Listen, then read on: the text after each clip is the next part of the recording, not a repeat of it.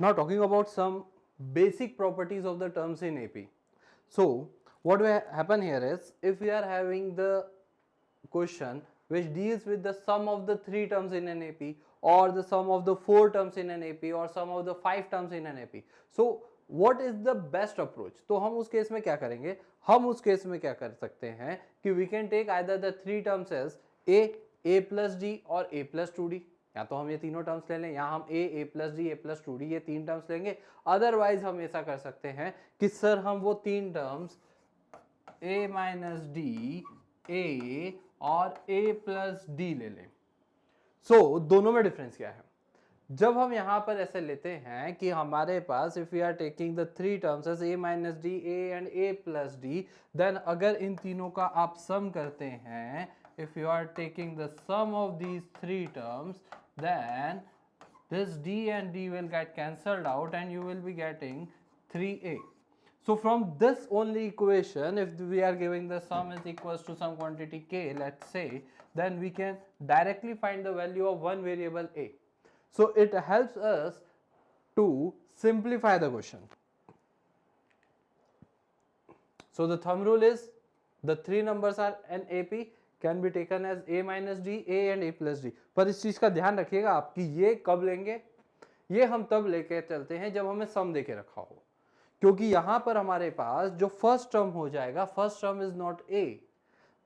Basically हम शुरू से एपी में लिखते आ रहे हैं, from the starting only we are writing the AP as a plus d a plus 2d। So हमारा माइंड फिट हो जाता है कि a is the first term, but यहां पर ए फर्स्ट टर्म नहीं है, a minus d first term है। सिमिलरली अगर हम बात करते हैं कि मैंने 4 नंबर्स को एपी में लिया, तो जब मुझे इनका सम निकालना है तो मुझे क्या करना पड़ेगा, मुझे इसमें 4 टर्म्स कौन से लेने हैं, then the 4 terms we will be taking is a minus 3d, a minus d, a plus d and a plus 3d। Again use ये हो जाएगा, जब मैं सम निकालूंगा तो माइनस 3d और प्लस 3d कैंसिल हो जाएगा, प्लस d और माइनस का d कैंसिल हो जाएगा। So we can easily find the value of a। But again यहां पर दो चीजें ध्यान रखने की है, दोनों चीजें क्या क्या है, पहली, this AP is starting from a minus 3d, तो a minus 3d उसका पहला term.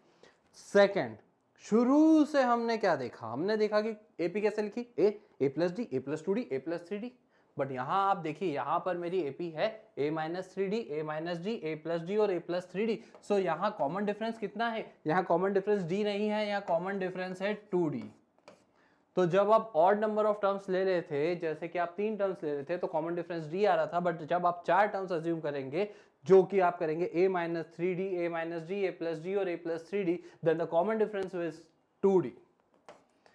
and similarly if you need to take the 5 terms, so हम क्या करेंगे, ये 3 टर्म्स में ही एक पीछे और एक आगे बढ़ा देते हैं। so the 5 terms will be a minus 2d, a minus d, a plus d, a plus 2d। ये हम अगेन ध्यान रखेंगे कि हमें तब लेना है when we are given that the sum of the terms in an AP is some value।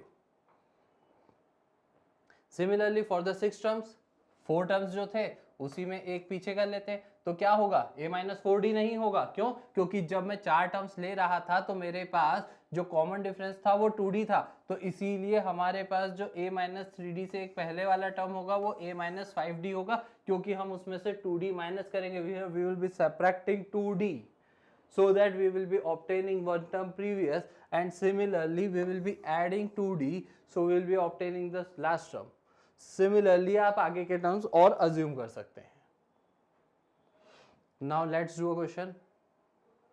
The question is the numbers in an, so what we are given is the numbers are in the AP, sum of the 3 numbers is found to be 15। so we are given that the sum of the 3 numbers is 15 and the common difference is 2। find the 3 numbers। so the 3 numbers we will be taking as a minus d, a plus d, and its sum is 15। so a minus d plus a plus a plus d is equals to 15। on solving this, plus d and minus d will get cancelled out and 3a is equals to 15। so a here is it is equals to 5। so a आ गया, common difference given है, common difference कितना है 2। सो हमारे terms क्या होंगे? Again terms हैं a minus D, a और a plus D.